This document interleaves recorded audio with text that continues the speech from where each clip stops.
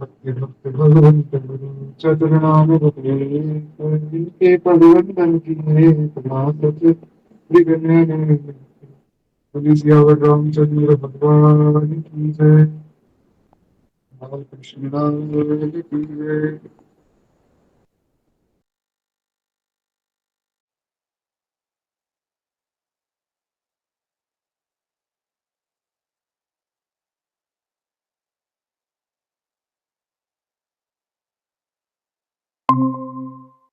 करुणा ले भगवान की मिलती कृपा करुणा दे हम आप सब मानव जी को शरण लाभ दे रहे एक बार प्रेम से बोलिए जय जय श्री सीताराम। तो कल की कथा में हम लोग सुन रहे थे कि किस प्रकार भगवान ने धनुष भंग किया है और धनुष भंग होते ही वहां पर परशुराम जी आए क्योंकि परशुराम जी भगवान शिव के परम भक्त हैं और अपने आराध्य का धनुष जब उन्होंने टूटा हुआ देखा तो उन्हें बहुत गुस्सा आया। उन्होंने जनक जी को भी थोड़ा सा फटकारा कि ये धनुष किसने तोड़ा है, या तो आप मुझे ये बता दो या फिर मैं आपके सारे राज्य को खत्म कर दूंगा,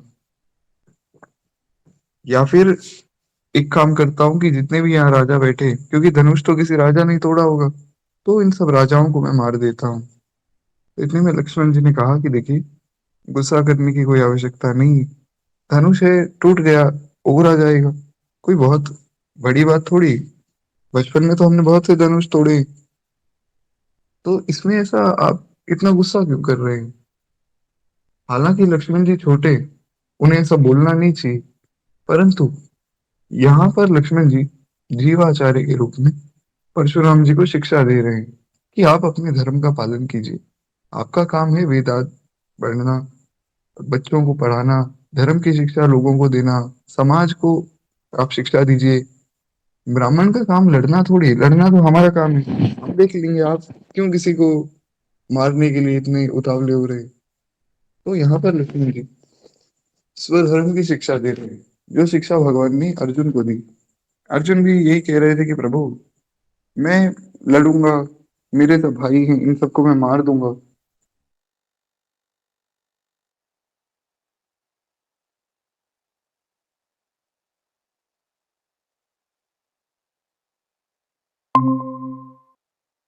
भगवान ने समझाया, तुम देखो, तुम्हें लड़ना पड़ेगा। अगर तुम नहीं लड़ोगे तो फिर तुम अपने धर्म से नीचे गिर जाओगे, और जो व्यक्ति अपने धर्म का पालन नहीं करता है फिर उस व्यक्ति को नरक में जाना पड़ता है।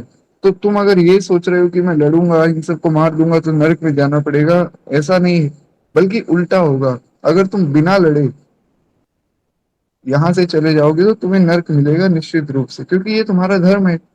जिसका जो कार्य है अगर वो करता है तो फिर उसे कोई पाप नहीं लगता है। जैसे हमने काफी जगहों पर ये सुना होगा कि जब किसी को फांसी दी जाती है तो एक व्यक्ति होता है जो उनको फांसी तक लेकर जाता है, ये जो फांसी का जो फंदा है जहाँ लगाया जाता है वहां तक वो लेकर जाता है, और फिर जो है काला कपड़ा मुंह पर ढक के वो उन्हें फांसी पे चढ़ा देता है। अब हालांकि ये तो बड़ी गलत बात है किसी को मारना, परंतु उसका काम ही यही है। तो जिस व्यक्ति का जो धर्म भगवान ने शास्त्रों में बताया है उसको वो करने में कोई पाप नहीं लगता है। जैसे पहले के समय में, अभी तो ऐसा नहीं होता और नहीं होना भी नहीं चाहिए। पहले के युगों में जो यज्ञ होते थे उनमें बलि दी जाती थी, तो जो बलि देते थे उनको कोई पाप नहीं लगता था, क्योंकि वे लोग इतने बड़े तपस्वी महात्मा होते थे कि वो बलि देकर उस पशु को उच्च योनि में भेज सकते थे। तो खैर, इसलिए जिसका जो काम है उसको वो करना चाहिए। वही बात यहाँ पर लक्ष्मण जी समझा रहे हैं परशुराम जी को कि देखिए, आप ब्राह्मण हैं, आपका काम है सबको शिक्षा देना, वेद आदि पढ़ना, और आप इन चक्करों में मत पड़िए। आप ऐसा लड़ाई में अगर सोचेंगे कि मैं कुछ हासिल कर लूंगा तो कुछ भी आपको नहीं मिलेगा। लेकिन फिर भी परशुराम जी तो माने नहीं महाराज। तो लक्ष्मण जी ने कहा कि देखिए ऐसा है, लखन कहा हंसी हमरे जाना, सुनहु देव सब धनुष समाना, का छति लाभ धूल धनु तोरे, देखा राम नयन के मोरे। लक्ष्मण जी ने कहा कि हे देव, सुनिए, हमारे जान में तो सब धनुष एक से ही। अरे पुराने धनुष को तोड़ने से क्या हानि लाभ, टूट गया तो टूट गया, और नया धनुष आ जाएगा। हमने तो कभी धनुष को छोटा बड़ा देखा ही नहीं है। धनुष तो धनुष होता है। और वैसे भी ये धनुष भैया ने तोड़ा नहीं है, भैया ने तो खाली इसको छुआ था, छूते ही टूट गया। अब इस पर तो हम विस्तार में चर्चा कर चुके, तो पुनः तो चर्चा नहीं करेंगे कि किस प्रकार भगवान ने केवल छुआ और वो टूट गया। तो लक्ष्मण जी यहाँ बताना चाहते हैं कि मानो धनुष तो टूटने के लिए तैयार ही बैठा था, भगवान गए, भगवान ने छुआ और वो टूट गया। अब महाराज ये बात सुन के परशुराम जी को तो बड़ा क्रोध आया। परशुराम जी ने कहा कि अरे मूर्ख, तू मेरा स्वभाव नहीं जानता है, मैं तुझे बालक जानकर मारता नहीं हूँ। अरे मूर्ख, तू मुझे नीरा मुनि मत समझना, मैं बाल ब्रह्मचारी और अत्यंत क्रोधी हूँ, क्षत्रिय कुल का शत्रु भी हूँ। इसलिए मुझे केवल एक मुनि समझना, केवल एक महात्मा समझना तेरी भूल होगी। ऐसा बहुत सी बातें परशुराम जी ने लक्ष्मण जी को कही। उन्होंने कहा कि अपनी भुजाओं के बल से मैंने पृथ्वी को राजाओं से रहित कर दिया था, और बहुत बार तो वो राजाओं से रहित पृथ्वी मैंने ब्राह्मणों को दान में दे दी थी। ब्राह्मण का काम यही है कि वो या तो खुद दान ले, और अगर दान दी हुई वस्तु उनके किसी उपयोग की नहीं है तो वो किसी अन्य ब्राह्मण को उसे दान कर दे। तो खैर, वे कहते हैं कि मुझे तो राज्य करना नहीं था, इसीलिए मैंने वो पृथ्वी अन्य ब्राह्मणों को दान में दे दी। जिस प्रकार सहस्त्रबाहु अर्जुन की भुजाएं मैंने काटी थी, वैसे ही मेरा ये फरसा आज तेरी गर्दन काट देगा। इसलिए हे राजा के बालक, शांत हो जा, माता पिता के बारे में सोच, जिन माता पिता ने जन्म दिया है उनके बारे में सोच कि जब मैं तुझे मार दूंगा तो उन पर क्या बीतेगी। ऐसी बहुत सी बातें उन्होंने लक्ष्मण जी को कही। लक्ष्मण जी फिर से हंस पड़े महाराज, और लक्ष्मण जी फिर से हंस के कहते हैं कि अहो मुनीश्वर, अपने को बड़ा भारी योद्धा समझते हैं, बार बार मुझे कुल्हाड़ी दिखाते हैं और फूंक से पहाड़ उड़ाना चाहते हैं। लक्ष्मण जी ने थोड़ा ज्यादा यकीन कर दिया। है कि परशुराम जी उन्हें डांट रहे थे, और लक्ष्मण जी को लगा कि ये तो बात बढ़ गई, मैं तो इन्हें स्वधर्म की शिक्षा दे रहा था और ये तो महाराज मुझे ही मारने के लिए चले। तो लक्ष्मण जी ने थोड़ा उन्हें समझाया कि देखिए, आप खुद को एक बड़ा योद्धा समझ रहे हैं, ऐसा है नहीं। ये जो फरसा आप दिखा रहे हैं ना बार बार, ये तो मेरे लिए कुल्हाड़ी के समान है, मैं कुछ नहीं समझता हूँ इस कुल्हाड़ी को। फूंक से कभी पहाड़ उड़ता देखा है आपने? आप में कहाँ हिम्मत है मुझसे लड़ने की। तो ऐसी बहुत सी बातें लक्ष्मण जी ने भी कही। उन्होंने कहा कि यहाँ कोई कुमड़े की बतिया नहीं है, यानी कि यहाँ कोई छोटा कच्चा फल नहीं है। आप अगर ये सोच रहे हैं कि मैं कोई छोटा सा बच्चा हूँ जिसको आप डरा धमका देंगे, तो ऐसा यहाँ नहीं चलने वाला है। मैं आपसे डरने वाला नहीं। उंगलियों को कि आपके इस कुल्हाड़ी को देखकर मैं डर जाऊं, ऐसा नहीं है। कुठार और धनुष बाण देखकर ही मैंने अभिमान सहित कहा था कि आप इस धनुष के टूटने का सोच मत कीजिए, इसमें कोई आपकी हानि नहीं है। तो आप यहाँ से चले जाइए भृगुवंशी समझकर, और यज्ञोपवीत को देखकर तो जो कुछ आप कहते हैं उसे मैं क्रोध को सह लेता हूँ। लक्ष्मण जी ने कहा कि देखिए, आप एक ब्राह्मण हैं, अगर आप ब्राह्मण ना होते तो अभी तक मैं आपको मार चुका होता। मैं अभी तक इसीलिए आपकी बातें सह रहा हूँ क्योंकि आप एक ब्राह्मण हैं। तो ब्राह्मणों पर, देवताओं पर, स्त्रियों पर, भगवान के भक्तों पर और गाय पर, इन पर हम कभी वीरता नहीं दिखाते, इनको नहीं मारते, इनको मारना भी नहीं चाहिए। ब्राह्मण को, गाय को, भगवान के भक्त को, वैष्णव को, या फिर देवता को, मतलब इनसे लड़ाई नहीं करनी चाहिए। और स्त्रियों को, स्त्रियों पर भी कभी किसी व्यक्ति को अपनी वीरता नहीं दिखानी चाहिए। कोई सोचे कि मैं बहुत बड़ा वीर हूँ और स्त्रियों से लड़के मैं अपनी वीरता सिद्ध करूंगा, तो ये उसकी मूर्खता है। खैर, वे कहते हैं कि मैं इन सबको मारता नहीं हूं, इन पर मैं वीरता दिखाता नहीं हूं, क्योंकि इन्हें मारने से पाप लगता है और इनसे हार जाने पर बहुत अपकृति होती। अब कोई व्यक्ति ब्राह्मण से हार जाए, कोई क्षत्रिय, तो पहले के समय में ऐसा होता था कि उस क्षत्रिय की बहुत निंदा होती थी कि देखो, ब्राह्मण से पहली बात तो युद्ध करने गया और ब्राह्मण से हार भी गया, क्योंकि क्षत्रियों की ट्रेनिंग ऐसी होती है कि वो बचपन से तलवार वगैरह चलाना सब जानते हैं। और एक ब्राह्मण जो, उन्हें इतना कुछ ज्ञान तलवार आदि का तो दिया नहीं जाता है, उन्हें तो शास्त्र पढ़ाए जाते हैं। एक बार ऐसा ही हुआ था, महर्षि विश्वामित्र जो हैं, ये पहले एक राजा थे और वशिष्ठ जी वे ब्रह्म ऋषि थे। तो विश्वामित्र जी एक बार उनकी गायें चुराने चले गए। तो वशिष्ठ जी की जो गाय थी नंदिनी, वो कामधेनु की बेटी है। अब कामधेनु गाय तो हम सबने सुना ही था, स्वर्ग में इंद्रदेव के पास एक गाय है कामधेनु, जो अमृत की समान दूध देती है। तो कामधेनु की ही बेटी है नंदिनी, जो कि महर्षि वशिष्ठ जी के पास है। तो महर्षि वशिष्ठ जी उसकी खूब सेवा किया करते थे। और महर्षि वशिष्ठ ब्रह्म ऋषि थे, तो उनके संग से वो गाय नंदिनी भी बहुत ज्यादा तेजवान हो गई थी। तो ये विश्वामित्र जी उस वक्त राजा हुआ करते थे। तो राजा विश्वामित्र को पता लगा कि वशिष्ठ जी के पास एक ऐसी गाय है जो अमृत के समान दूध देती है, तो क्यों ना मैं उस गाय को उनसे ले आऊं। तो महाराज विश्वामित्र जी पहुंचे और वशिष्ठ जी को कहा कि देखिए, आप ब्राह्मण हैं, आप ब्रह्म ऋषि हैं, इसीलिए मैं आपसे प्रार्थना करता हूँ कि आप अपनी गायें मुझे दे दीजिए। वशिष्ठ जी ने कहा कि ये क्या बात हुई, अरे मैं ब्राह्मण हूँ, मुझे यज्ञ करना होता है, सब करना होता है, तो हम गायें हमारे पास ही रखेंगे, तुम्हें क्यों देंगे भला। बहुत बहसबाजी हुई, तो गायें तो मिली नहीं। विश्वामित्र जी ने अपनी सेना को कहा कि इन पर हमला कर दो और इनकी गायें को छीन लो। अरे ब्राह्मण है, ये कहाँ लड़ पाएंगे। परंतु उनका ब्रह्म तेज ऐसा था कि उन्होंने सब सैनिकों को मार दिया और विश्वामित्र जी को दिखाया कि देखो, ऐसा है, मैं एक ब्रह्म ऋषि हूँ और ये ब्राह्मण का तेज बहुत ज्यादा प्रभावशाली है। तुम्हारी एक क्या, तुम्हारी हजारों सेनाएं एक बार में मैं ध्वस्त कर सकता हूँ। तो विश्वामित्र जी को बड़ा अपमान महसूस हुआ। उसके बाद फिर उन्होंने भी सोचा कि मैं भी तपस्या करके ब्रह्म ऋषि बनूंगा।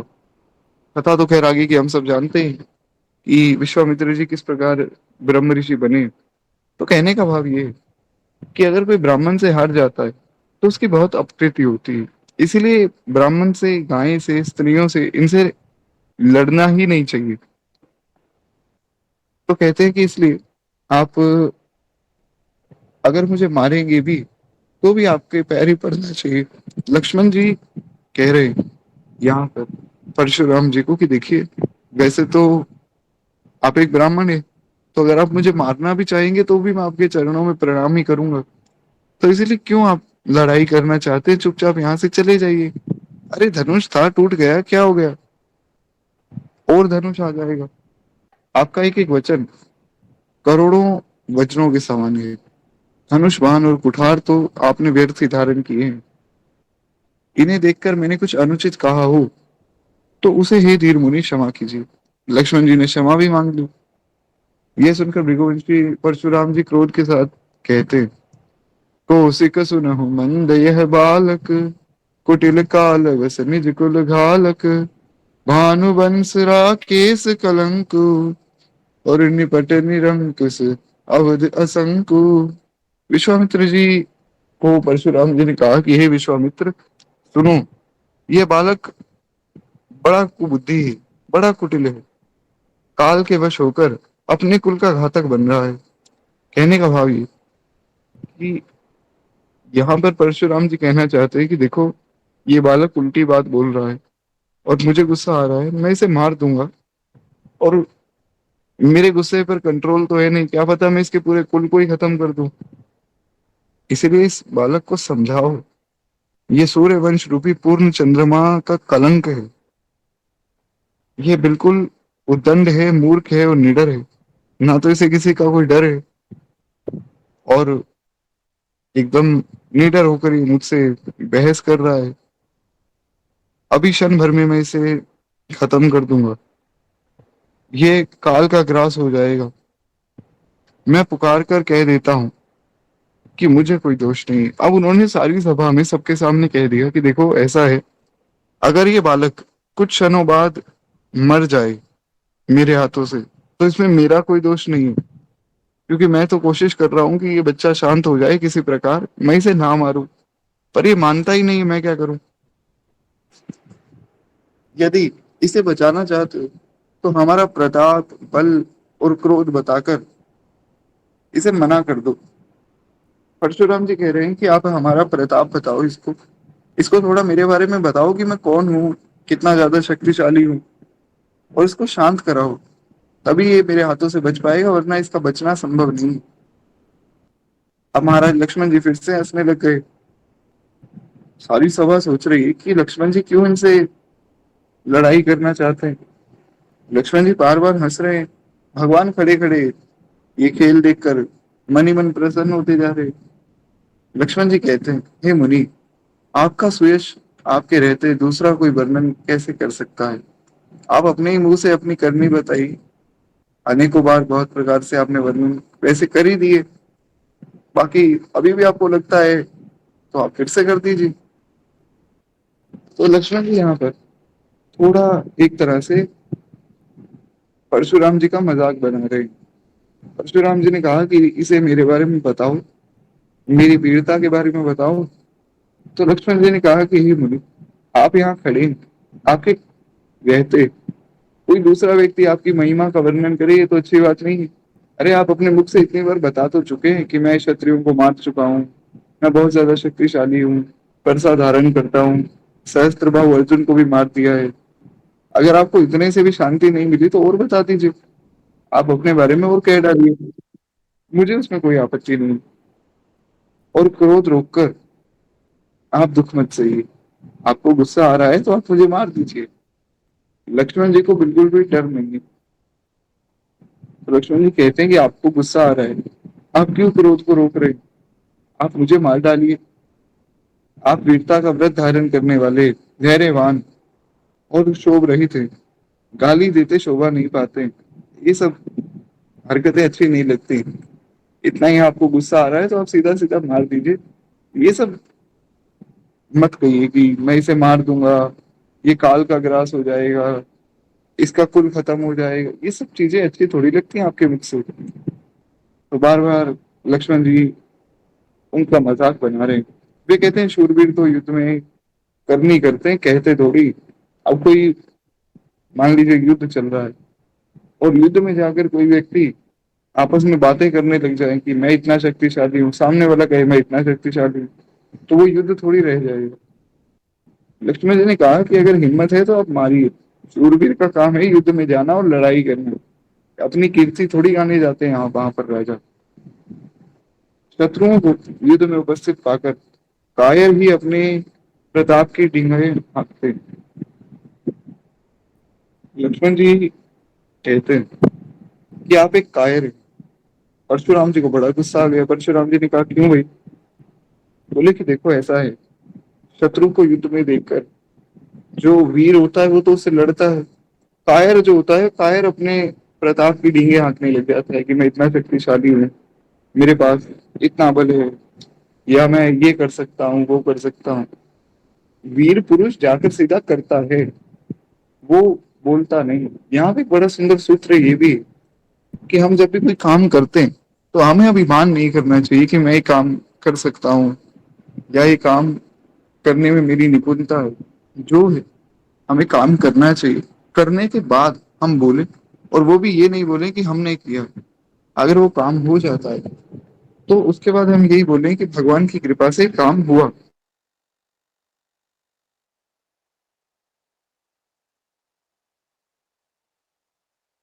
तो वास्तव में कभी हमारा काम सफल होगा। जैसे हनुमान जी आदि सब बानर लंका पहुंचे और लंका में हनुमान जी ने जानकी जी का पता लगाया, तो महाराज सब बानर वापिस आए। वापिस आए तो जामन जी हनुमान जी जामन जी राम जी को क्या कहते हैं कि हे प्रभु, नाथ पवन सुत कीन जो करनी, सहसा मुख न जाहि सोई बरनी। जामन जी कहते हैं कि प्रभु, हनुमान जी ने जो काम किया है वो हजारों मुखों से भी वर्णन नहीं किया जा सकता है। इन्होंने बड़ा सुंदर काम किया है। आपने तो केवल जानकी जी का पता लगाने के लिए भेजा था, इन्होंने जानकी जी का पता भी लगा लिया, लंका को भी देखा है कि कितनी बड़ी लंका है, कैसे कैसे उसमें कहाँ कहाँ जो सिक्योरिटी का प्रबंध है, और कहाँ कहाँ से हम जा सकते हैं, कहाँ हमें रुकना है, ये सब भी पता लगा कर आ गए। रावण की लंका को जलाकर भी आ गए, विभीषण जी को सांत्वना भी देकर आ गए, रावण के बेटे को भी मार दिया, रावण की सभा में रावण को समझा कर भी आ गए, और मेघनाथ को भी थोड़ा अपने बल का प्रदर्शन करके आ गए मेघनाथ के सामने। जितने वहां पर रावण के रखवाले थे उनको भी मार कर आ गए। थोड़ा सा अशोक वाटिका में भी इन्होंने उत्पात मचाया है। वो बहुत सा काम हनुमान जी एक बार में करके आ गए। आपने तो केवल जानकी जी का पता लगाने भेजा था, ये सब काम ही कराए। भगवान बड़े खुश हो गए।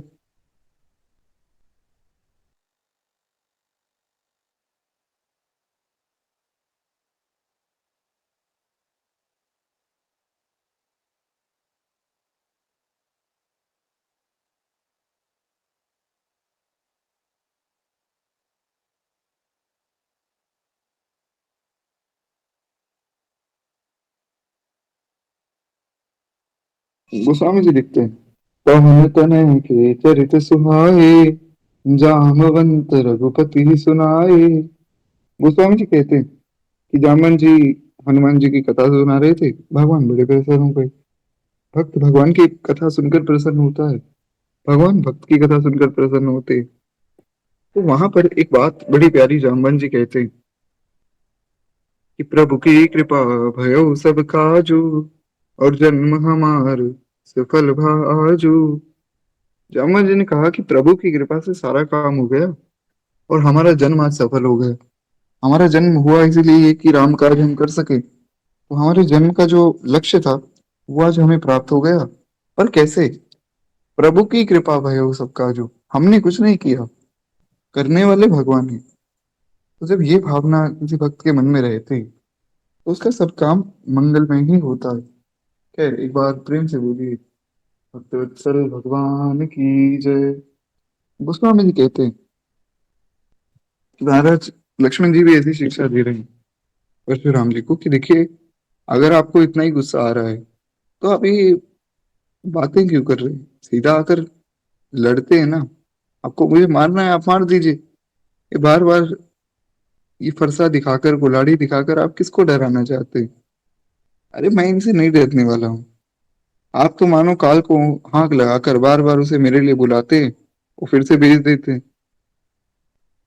तो लक्ष्मण जी के कठोर वचन सुनते ही परशुराम जी अपने भयानक फरसे को सुधार कर हाथ में ले लिए और कहते हैं, अब लोग मुझे दोष ना दें, अब ये बालक नहीं बचेगा।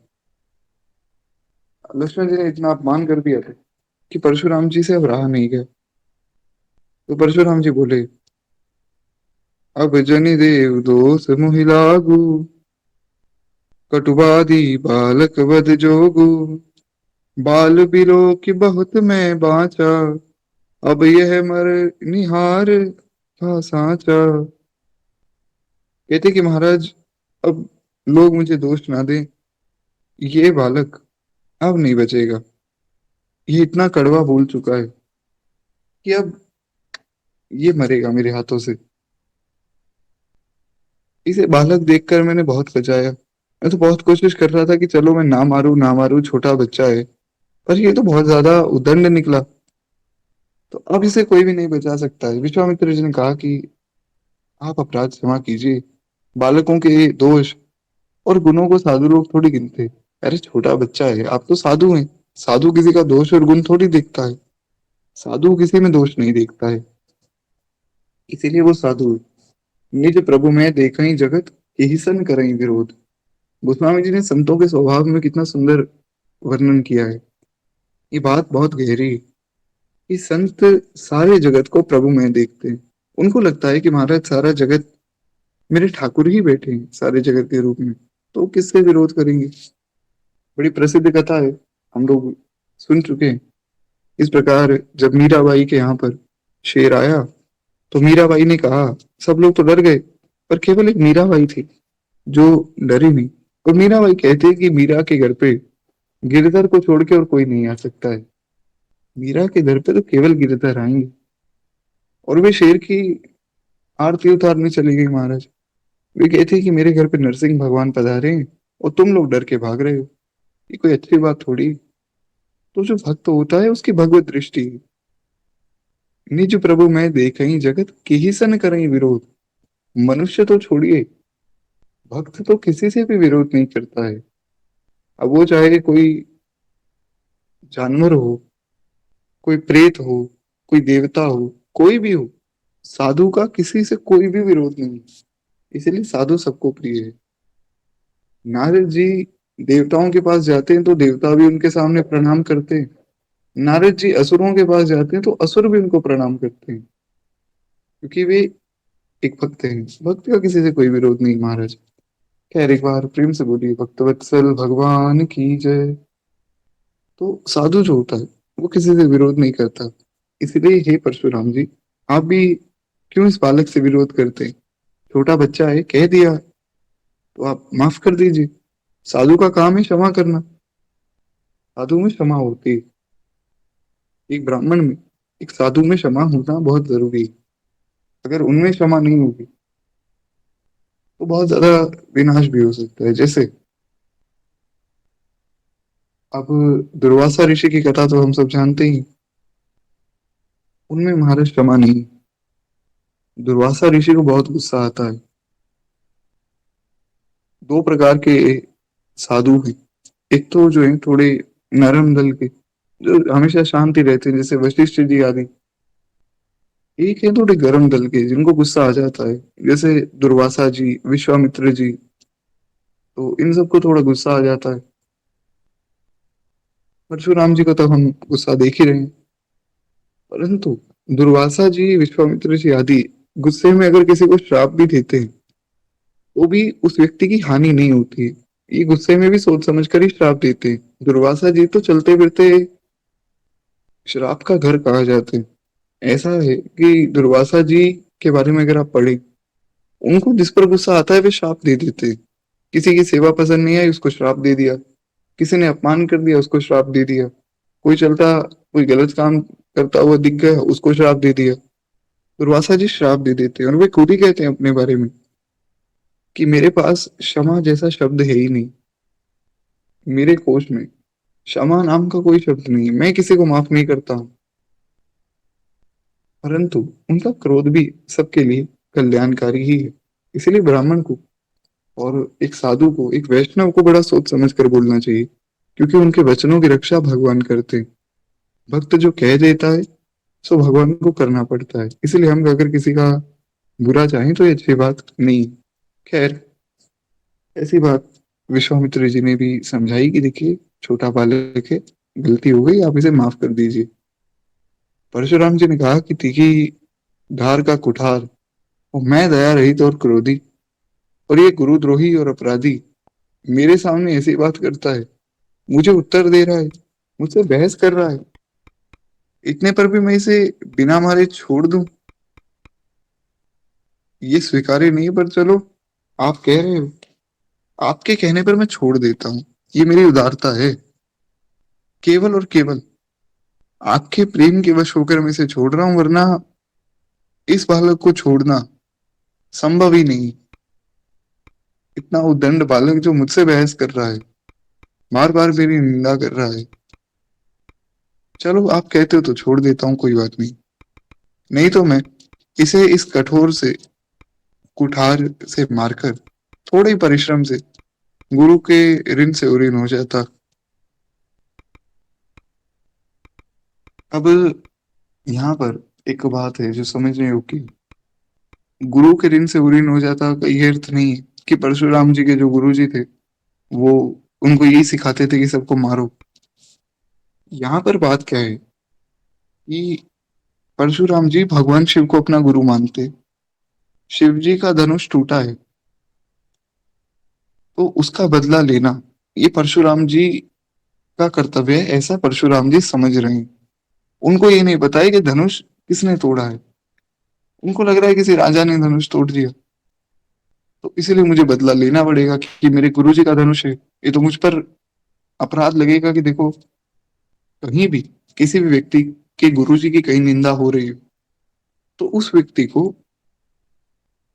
सामने वाले से निंदा करने वाले को समझाना चाहिए कि ऐसा तुम्हें नहीं करना चाहिए। अगर वो खड़ा खड़ा अपने गुरु की निंदा सुनता है तो ये उसके लिए सबसे बड़ा अपराध है। इसी प्रकार यहाँ पर परशुराम जी ने देखा कि मेरे आराध्य का, मेरे गुरुदेव का धनुष जिसने तोड़ा है उसने एक तरह से उनकी निंदा की है, और उसको सबक सिखाना मेरा काम है। इसीलिए यहाँ पर वे कह रहे हैं कि अगर विश्वामित्र जी आप मुझे नहीं रोकते तो इस बालक को मैं मार देता, और मारकर मैं अपने गुरुजी के ऋण से ऋणी हो जाता। खैर अब आपने कहा है तो चलो, कोई बात नहीं, मैं इसे माफ करता हूँ। विश्वामित्र जी हृदय में हंसकर कहते हैं कि मुनि को हरा ही हरा सूझ रहा है, अर्थात सर्वत्र विजयी होने के कारण ये श्री राम लक्ष्मण जी को साधारण क्षत्रिय समझ रहे हैं। इसीलिए तो अभी तक विश्वामित्र जी ने कुछ बोला नहीं था। वे चुपचाप खड़े थे कि लक्ष्मण जी थोड़ा इनको समझाएं कि आप हर व्यक्ति से नहीं जीत सकते हैं। आपको अगर ये लग रहा हो ना कि जिसने धनुष तोड़ा है वो कोई साधारण व्यक्ति है, तो इस भ्रम में मत रहिएगा। तात राम नहीं नर भूपाला, भुवनेश्वर काल्हू कर काला। भगवान काल के भी काल है। आप यहाँ जीतने आए हैं लेकिन आप यहाँ से जीत कर जा नहीं सकते। कहते हैं किंतु ये लोहमयी, यानी कि किंतु केवल ये फौलादी बने हुए हैं, इनमें वास्तव में अब कोई दम है नहीं। भगवान के सामने किसका जोर चले महाराज, भगवान से कोई भी नहीं जीत सकता है। इंद्रो महेंद्रो सुवर्ण आय को। हनुमान जी समझाते हैं रावण को कि रावण ऐसा है, तुम जिससे लड़ने जा रहे हो ना, उनके सामने इंद्र, महेंद्र यानी कि भगवान शिव, और जितने भी सुर हैं, जितने भी देवता हैं, 33 करोड़ देवी देवता एक साथ मिल जाएं, ब्रह्मा जी शिव जी, ये उन सब के साथ मिल जाएं, तो ये सब मिलकर भी तेरी रक्षा नहीं कर सकते। रावण को ऐसा हनुमान जी समझाते हैं। अभी भी समय है रावण, मैं हाथ जोड़कर भी प्रार्थना करने के लिए तैयार हूं कि तुम भगवान की शरण में चले जाओ। संसार में कहीं चले जाना, अनंत कोटि ब्रह्मांड में किसी में ऐसी क्षमता नहीं कि तुम्हारा रक्षण कर ले। भगवान को अगर गुस्सा आ गया तो दुनिया की कोई ताकत तुम्हें नहीं बचा सकती। कोई देवता, कोई मुनि, कोई गंधर्व, कोई किन्नर, कोई नाग, कोई मनुष्य, किसी में ताकत नहीं तुम्हें बचा ले। कोई नहीं बचा सकता। तो महाराज ऐसा ही यहाँ पर लक्ष्मण जी समझाना चाहते हैं।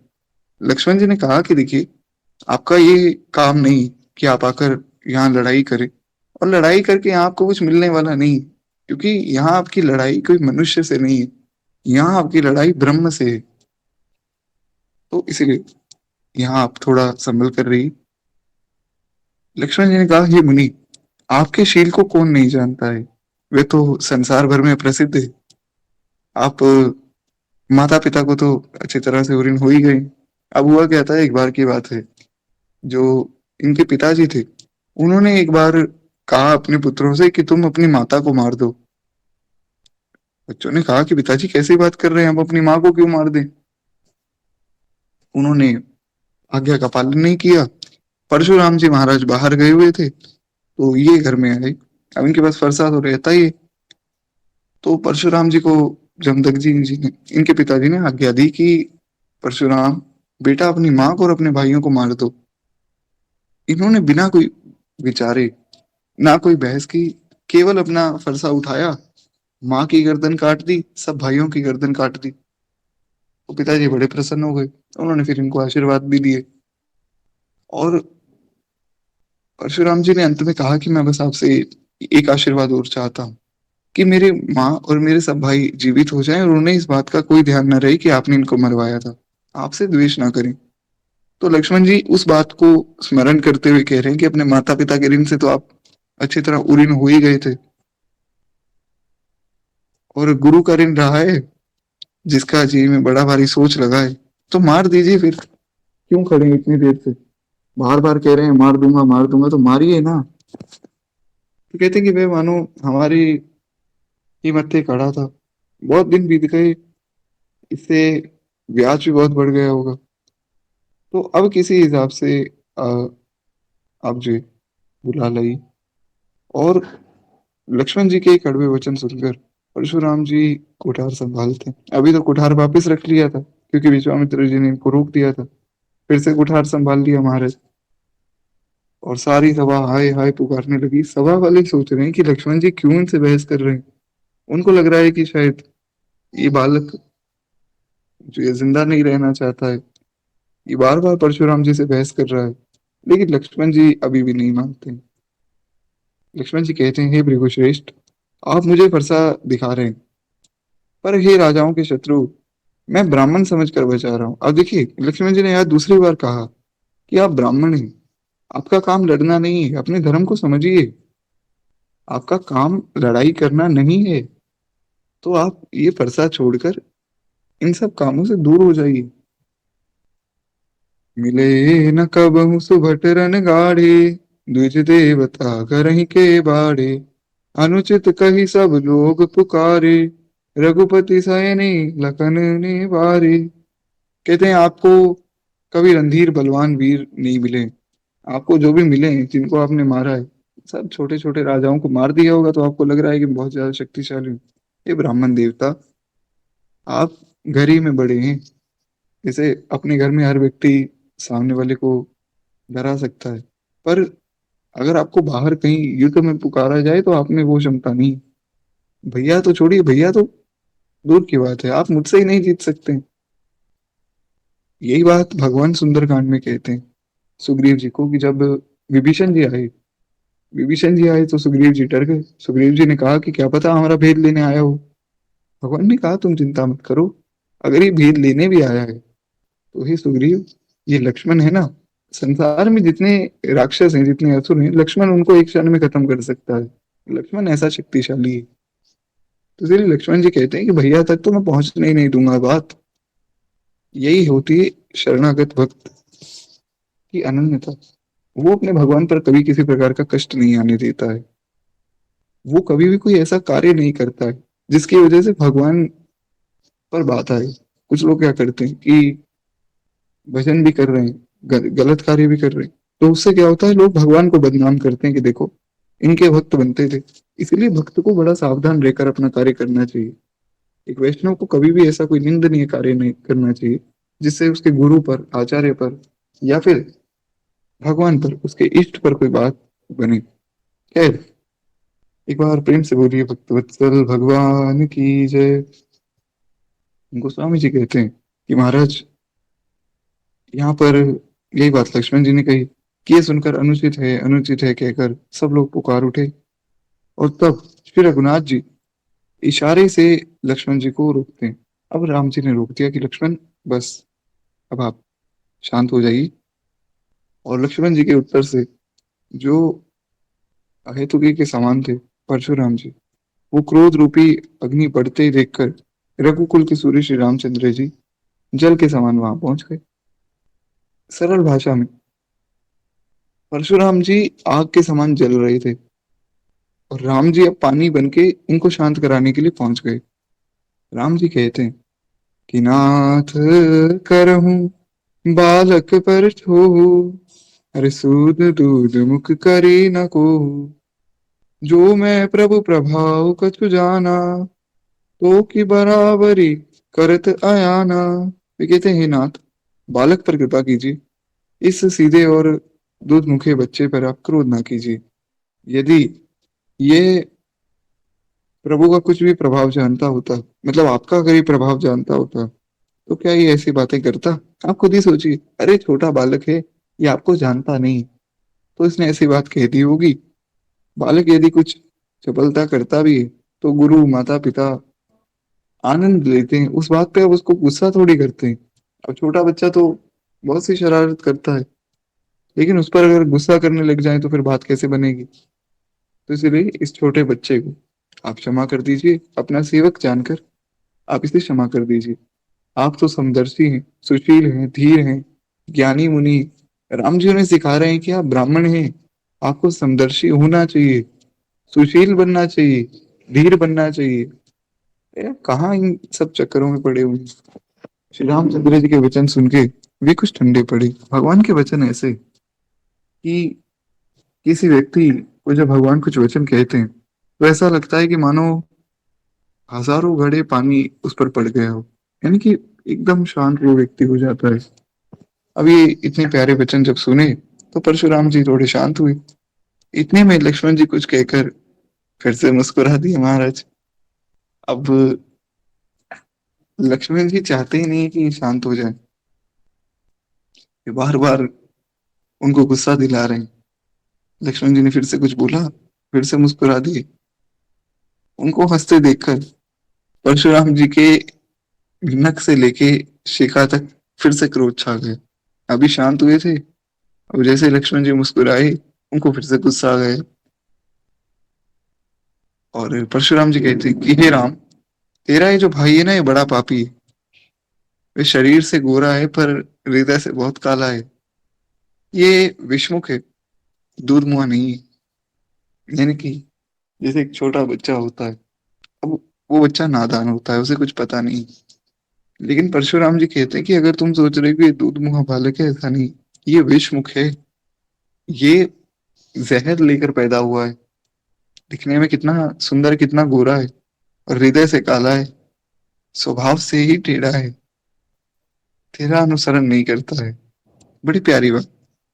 यहाँ पर एक स्वभाव है जीव का कि जो व्यक्ति थोड़े कठोर वचन कहता है वो हमें बुरा लगता है। हमें लगता है कि देखो, हमें ऐसे कठोर वचन कहे जा रहे हैं। इसीलिए लोग अपने माता पिता की बात को मानते नहीं। उन्हें लगता है कि कठोर वचन कह रहे हैं तो शायद ये हमारे वैरी हैं। और जो व्यक्ति अच्छी बात कहता है वो इनको प्रिय लगता है। राम जी ने मीठी मीठी बातें कही, राम जी प्रिय हो गए। लक्ष्मण जी ने थोड़ी कठोर रूप में वही बात कही। लक्ष्मण जी ने कुछ अलग नहीं कहा है। उन्होंने भी यही कहा है कि ब्राह्मण हो आप क्यों लड़ाई करने आए हो? आप तो शील बनो, समदर्शी बनो। यही बात राम जी ने कही। पर राम जी ने प्रेम से कही और लक्ष्मण जी ने थोड़े कठोर रूप में कही, तो इसलिए लक्ष्मण जी वैरी हो गए, राम जी मित्र हो गए। खैर, वे कहते हैं कि महाराज, ये नीच मुझे काल के समान नहीं देखता है। अब जो व्यक्ति थोड़ा बहुत बल लेकर खुद को योद्धा समझता है ना, उसको लगता है कि शायद सब व्यक्ति मुझसे डरे तो मेरे बल का सम्मान है। या फिर किसी व्यक्ति को थोड़ा बहुत ज्ञान हो जाए। ये तो खैर बहुत ही ज्यादा प्रसिद्ध है आज के इस युग में। हर व्यक्ति ज्ञानी है। कहीं व्हाट्सएप पे कोई मैसेज आया, सबने पढ़ लिया। अब उनको ये है कि हम सामने वाले को समझाएं। सामने वाला आपको सही बात समझा रहा है लेकिन लोग कह रहे हैं कि नहीं, आप जो बता रहे हो वो गलत है, मैं जो कह रहा हूँ वो सही है। कल एक कमेंट आया मेरे पास, तो कुछ श्री मरूप पीठाधीश्वर महाराज जी की वीडियो में एक लड़की ने कमेंट किया। वीडियो में बताया गया था कि भगवान शिव को भोग लगा हुआ जो भी वस्तु होती है वो नहीं खानी चाहिए।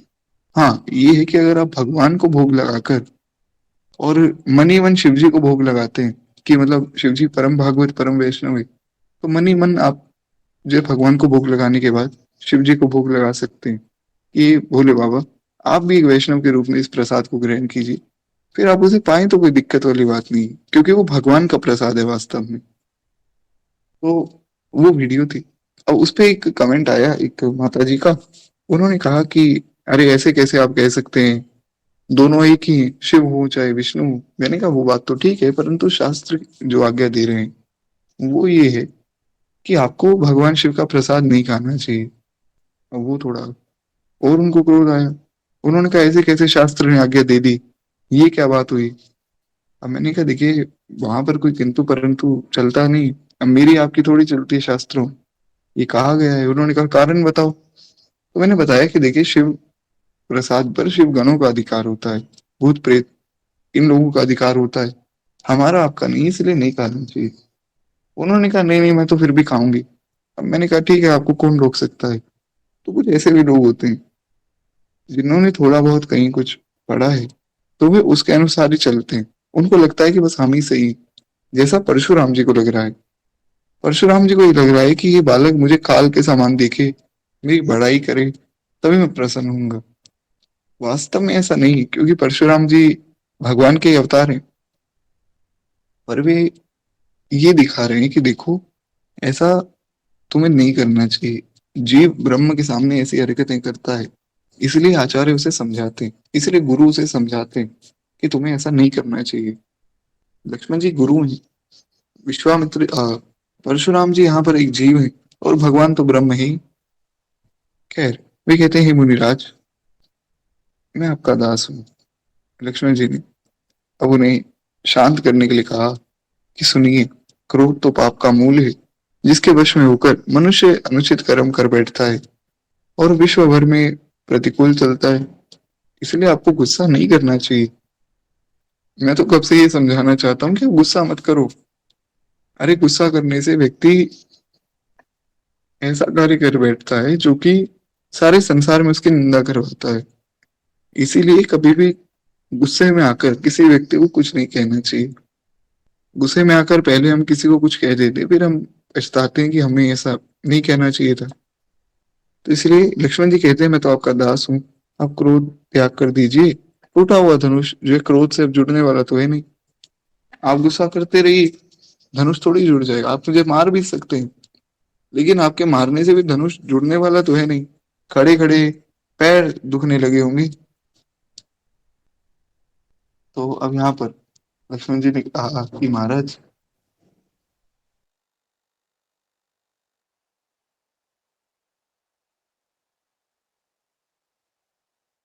तो एक बार मुझे ये बताइए कि क्या मेरी आवाज आप सबके पास आ रही है? ये शायद बार बार ये लीव हो रहा है। जी। तो खैर, अब यहाँ पर लक्ष्मण जी कहते हैं कि महाराज, खड़े खड़े आपके पैर दुख रहे होंगे, आप थोड़ा बैठ जाइए, आराम कर लीजिए। और यदि धनुष अत्यंत ही ज्यादा प्रिय है आपको, तो उपाय किया जाता है। कोई उपाय कर लेंगे, कोई दिक्कत वाली बात नहीं।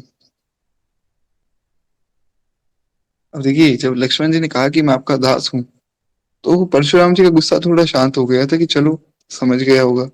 पर लक्ष्मण जी फिर से शुरू हो गए। महाराज, लक्ष्मण जी ने कहा कि देखिए, आप बहुत देर से खड़े हैं, आप थोड़ा बैठिए, हम कोई उपाय सोचते हैं। फिर लक्ष्मण जी ने कहा कि देखो, एक काम किया जा सकता है, हम इस धनुष को वापस जुड़वा देते हैं। आप कहें तो इस धनुष को वापस जोड़ देते हैं। अब ये बात सुन के जनक जी तो डर गए। जनक जी ने सोचा, मेरी तो प्रतिज्ञा ही टूट जाएगी, तो अब मैं करूं तो करूं क्या। अब यहाँ पर जनक जी ने आकर लक्ष्मण जी को टोका है। अब वो क्या कहते हैं, वो हम कल की कथा में सुनेंगे। आज वाणी को एक विश्राम देते हुए केवल 2 मिनट प्रेम से मान्य जी की आरती करें। एक बार प्रेम से बोलिए, भक्तवत्सल भगवान की जय। जय जय श्री सीताराम। आरती श्री